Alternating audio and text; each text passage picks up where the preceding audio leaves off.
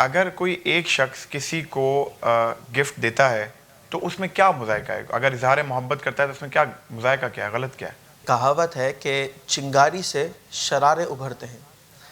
بات یہ ہے کہ کچھ چیزیں ایسی ہوتی ہیں جو بظاہر معمولی سے نظر آ رہی ہوتی ہیں، لیکن جو ان کا انجام ہوتا ہے نا وہ اتنا معمولی نہیں ہوتا۔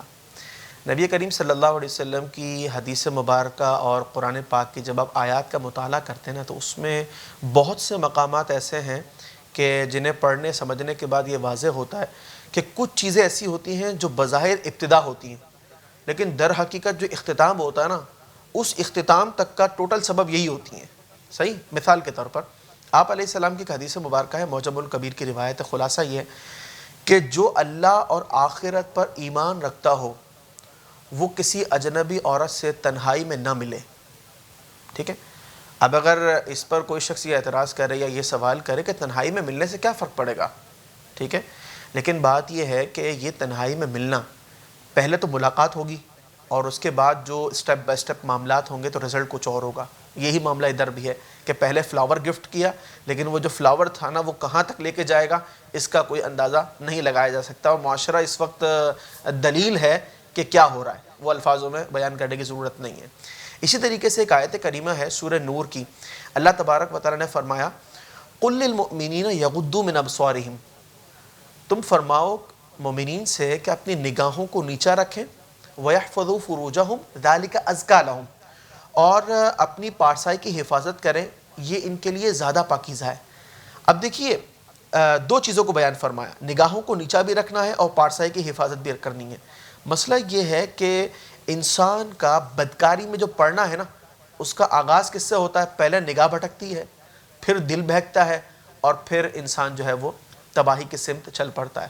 تو بظاہر جس چیز کو معمولی خیال کیا جا رہا ہے کہ ایک فلاور دینے سے، ایک میسج کر دینے سے یا کچھ جملے کہہ دینے سے کیا فرق پڑتا ہے اظہار محبت، مسئلہ یہ ہے کہ جس سے اظہار محبت کیا جا رہا ہے آیا کہ وہ اس لائق بھی ہے، اس قابل بھی ہے کہ اس سے کیا جائے، مطلب وہ کہیں آؤٹ آف لمٹ جا کر تو نہیں ہو رہا، ٹھیک ہے نا؟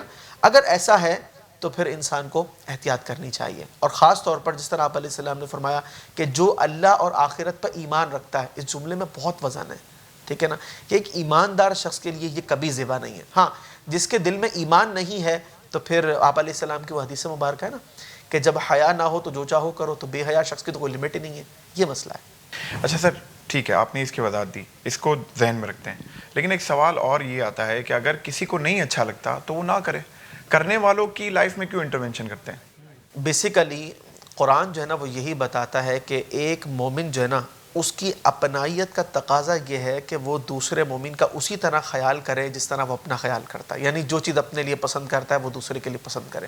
قرآن پاک کی ایک آیت کریمہ ہے، اللہ تعالیٰ نے فرمایا کہ والمؤمنون والمؤمنات بعضهم اولیاء بعض یأمرون بالمعروف وینہون عن المنکر، کہ مومنین اور مومنات جو ہیں یہ آپس میں ایک دوسرے کے رفیق ہیں، بھلائی کا حکم کریں اور برائی سے منع کریں۔ کون فرما رہا ہے؟ اللہ تعالیٰ فرما رہا ہے۔ جب یہ فرما دیا رب کریم نے کہ بھلائی کا حکم کریں اور برائی سے منع کریں، یہ آپس کے اندر جو ان کی رفاقت ہے نا اس کا تقاضا ہے۔ چنانچہ جب کوئی نیک شخص، جب کوئی رحم دل شخص، وہ شخص جس کے دل کے اندر یہ احساس ہے کہ میرا دوسرا مسلمان بھائی عذاب میں مبتلا نہ ہو جائے، اللہ کی ناراضگی میں مبتلا نہ ہو جائے، تو وہ کیا کرے گا؟ وہ اس کو منع تو کرے گا نا۔ تو یہ اصل میں وہ لوگ جو ہوس پرست ہو گئے، میں مطلب معذرت کے ساتھ یہ الفاظ استعمال کر رہا ہوں کہ ان کی نفسانی خواہشات پر تو بڑی زبردست قسم کی ضرب ہے، لیکن یہ تو دیکھیں کہ حکم کس کا ہے؟ وہ تو رب کا حکم مان رہا ہے اور اپنائیت کے تقاضوں کو پورا کر رہا ہے، وہ تو محسن ہے، اس کا شکریہ ادا کرنا چاہیے، نہ یہ کہ اس پر اعتراض کیا جائے کہ جناب یہ درمیان میں ہمارے کیوں آ رہے ہیں۔ یہ بات یہ ہے کہ اللہ کی رضا مطلوب ہے، اس وجہ سے یہ کام ہو رہا ہے۔ بلکہ میں آپ کو یہاں ایک بات عرض کروں، نبی کریم صلی اللہ علیہ وسلم نے جو اپنی دعوت کا آغاز کیا، ٹھیک ہے، تو مخاطب کون تھے؟ یعنی جن کو آپ علیہ السلام نے دعوت دی وہ اصل میں کفار تھے، ٹھیک ہے۔ اس کا مطلب یہ ہے کہ کفار کو بھی فراموش نہیں کرنا چاہیے۔ آپس میں مومنین جو ہیں وہ تو ٹھیک ہے کہ رفیق ہیں، لیکن اگر کوئی غیر مسلم بھی ہے، بھئی حیا تو حیا ہے نا، بے حیائی بے حیائی ہے، مطلب حیا اخلاق ہے، بے حیائی بد اخلاقی ہے۔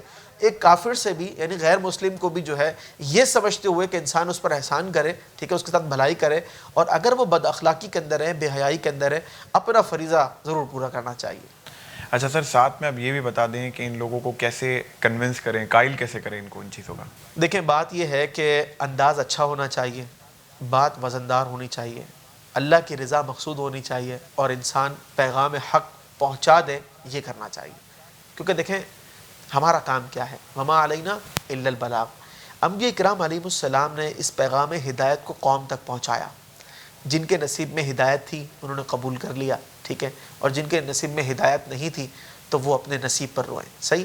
لیکن انبیاء کرام علیہ السلام کے بعد ساری امت اسی کام کو کرتے ہوئے آئی، انہوں نے اپنا فریضہ ادا کر لیا، ان کو ثواب مل گیا.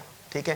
اب بظاہر ایسا محسوس ہوتا ہے کہ کوئی شخص بڑا سخت دل ہے، کوئی ہارڈ رپلائی دے دے گا، ٹھیک ہے، لیکن اس فریضے سے پیچھے نہیں ہٹنا چاہیے. کیونکہ جب اللہ کی رضا مقصود ہے، ٹھیک ہے، تو پھر انسان تھوڑا سا قربانی دینے کے لیے بھی تیار ہو. اگر ہارڈ رپلائی آ بھی جائے نا تو محبت سے اور نہایت احترام کے ساتھ جو ہے آپ علیہ السلام کی سنت سمجھتے ہوئے صبر کر لیں. ٹھیک ہے. پھر دیکھیں اللہ تبارک و تعالیٰ کسی نہ کسی دن اس دل کو نرم فرما دے. تلاوت قرآن مجید، احادیث نبوی صلی اللہ علیہ وسلم، کڈز پروگرام، موٹیویشنل کلپس اور اسلامک گیلریز حاصل کرنے کے لیے فیس بک پیج کو لائک اور یوٹیوب چینل کو سبسکرائب کیجیے. بیل آئیکن پر ضرور کلک کیجیے. بذریعہ واٹس ایپ یہ تمام سروسز حاصل کرنے کے لیے اپنا نام اور کانٹیکٹ نمبر ادارے کے آفیشیل نمبر پر سینڈ کیجیے.